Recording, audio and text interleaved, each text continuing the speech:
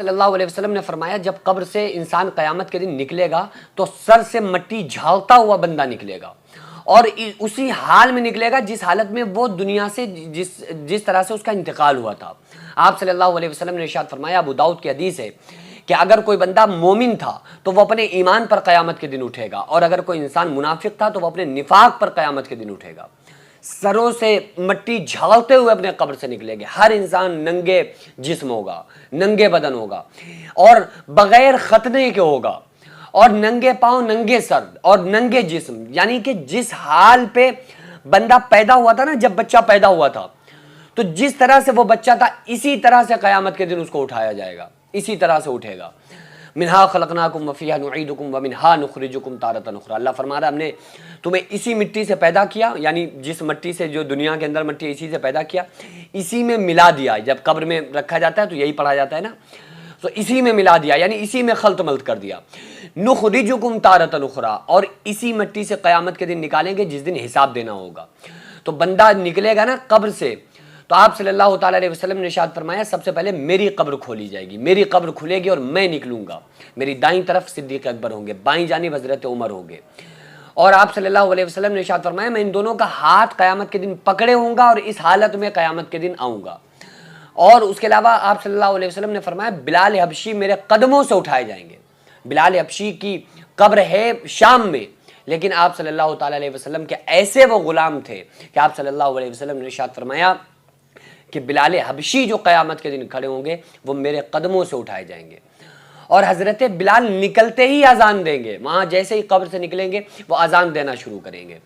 جو دنیا میں تبلیغ کرنے والا بندہ ہوگا، جو دین کی بات کرنے والا، تأمرون بالمعروف وتنہون عن المنکر، لوگوں کو اچھی باتیں بتاتا ہوگا، برائیوں سے روکنے والا بندہ ہوگا، تبلیغ کرتا ہوگا دنیا کے اندر، اچھی باتیں بتاتا ہوگا، تو وہ جب قیامت کے دن قبر سے اٹھے گا تو تبلیغ کرتا ہوا اٹھے گا، وہ ایسے ہی بس اللہ اس کے رسول کے پیغام بتاتا ہوا اٹھے گا۔ جو شہید ہوگا وہ اپنے خون کے ساتھ اسی حالت میں قیامت کے دن حاضر ہوگا۔ اگر کوئی انسان گناہگار بن کر دنیا سے گیا تھا تو وہ گناہگار بن کر پھر قیامت کے دن نکلے گا۔ اگر کوئی انسان کوئی پردہ دار عورت تھی، پردہ والی عورت تھی، دنیا میں پردہ کیا کرتی تھی، وہ قیامت کے دن اسی طرح سے نکلے گی کہ اس کو ایک پردے کی فکر ہوگی، اور وہ پھر بہت ان کو نجات ہوگی قیامت کے دن۔ بے پردہ عورتوں کو خطرناک ان کے اوپر کارروائی ہو رہی ہوگی، وہ سزا میں ہوگی۔ آپ صلی اللہ تعالیٰ علیہ وسلم نے ارشاد فرمایا اللہ تبارک و تعالیٰ انبیاء علیہ السلام کو سب سے پہلے کپڑے پہنائے گا، پھر انبیاء کے بعد جو اللہ تبارک و تعالیٰ کی طرف سے اعلان ہوگا کہ وہ لوگ کہاں ہیں جو مسجد میں اذان پڑھا کرتے تھے، اس کے بعد مؤذنین کا نمبر آئے گا کہ مؤذنین، اذان دینے والے، یہ تنخواہوں پر 2-5 ہزار روپے کی تنخواہوں پر جو ہماری مسجدوں میں اذان پڑھتے ہیں، یہ لوگ اللہ تبارک و تعالیٰ ان کو سب سے پہلے کپڑے پہنائے گا انبیاء علیہ السلام کے بعد۔ کیوں؟ کیونکہ ان کو ہر انسان ذلیل کرتا ہے، 2 منٹ پہلے کیوں پڑھ دی اذان، 5 منٹ بعد کیوں پڑھی، ایسا کیوں ہے، ویسا کیوں ہے، کہاں تھے، لیٹ کیوں ہو گئے۔ یہ جو ان کے اوپر بہت زیادہ دنیا کے اندر پریشانیاں، لیکن پھر بھی اللہ تبارک و تعالیٰ کا اعلان کر رہے ہیں۔ آپ سوچ کر دیکھو یار، کوئی دنیا میں کسی پارٹی کی طرفداری کر رہا ہے، اس کا اعلان کر رہا ہے، کوئی کسی کا اعلان کر رہا ہے، کوئی کسی چیز کا اعلان کر رہا ہے۔ مؤذن وہ ہوتا ہے جو اللہ کی طرف بلانے کا اعلان کر رہا ہے، اللہ اکبر کی صدائیں بلند کر رہا ہے کہ اللہ سب سے بڑا ہے، اللہ سب سے بڑا ہے۔ اور مؤذنین کے سر قیامت کے دن جھکے نہیں ہوں گے، اعلیٰ ہوں گے، بلند ہوں گے، اونچے ہوں گے۔ تو اصل جو قیامت کے دن کی سختی ہے وہ سختی ہے، اصل آرام جو قیامت کے دن کی آرام ہے وہ آرام ہے۔ یا ایھا الناس اتقوا ربکم، اے لوگوں اپنے رب سے ڈرو، ان زلزلۃ الساعۃ شیء عظیم، قیامت کا زلزلہ بڑا خوفناک ہے۔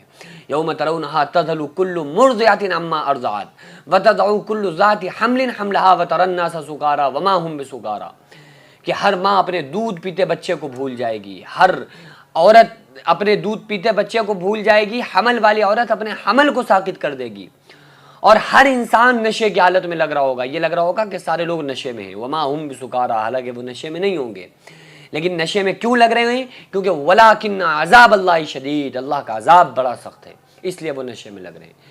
تو اس لیے میری آپ سے ہاتھ جوڑ کر گزارش ہے، دنیا کے اندر اللہ کو پانے کا اپنا مقصد بناؤ، اللہ مل جائے یہ مقصد بناؤ، ہماری زندگی کا ہر پہلو، ہر طریقہ آقا علیہ السلام کی سنت کے مطابق ہو، دنیا رہنے سہنے کی جگہ نہیں ہے. اگر یہ رہنے سہنے کی جگہ ہوتی تو سب سے اچھی بلڈنگیں اور اچھے کھانے جو کھاتے وہ ہمارے نبی صلی اللہ تعالیٰ علیہ وسلم اور آپ کے گھر والے اور آپ کے صحابہ اور تمام اولیاء کرام یہ کھاتے. سب سے اچھی بلڈنگیں ان کی ہوتی. لیکن آپ دیکھو اولیاء کرام کی زندگی, اب دیکھیے اہل بیت کی زندگی, کیسے دنیا کو بالکل پیروں کے نیچے کچلتے ہوئے انہوں نے دنیا کو کی اصل کو نہ سمجھتے ہوئے اور دنیا کو بالکل اپنے پاؤں تلے رکھ کے آخرت کی کوشش اور محنت میں لگے رہے. اور یہی ہم کو پیغام دیا. کیوں؟ کیونکہ دنیا رہنے کی جگہ نہیں ہے. اگر دنیا رہنے کی جگہ ہوتی تو موت ہی نہ ہوتی.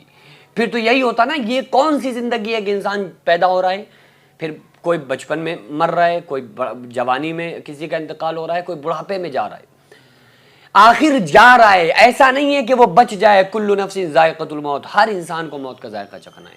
تو جب آخری انجام انسان کا ہے ہی موت, کہ بس موت کے سوا کوئی دوسرا آپشن نہیں, کچھ بھی کر لے انسان, کتنی زندگی جی لے, کچھ بھی کر لے, اینڈ کیا ہے؟ موت ہے.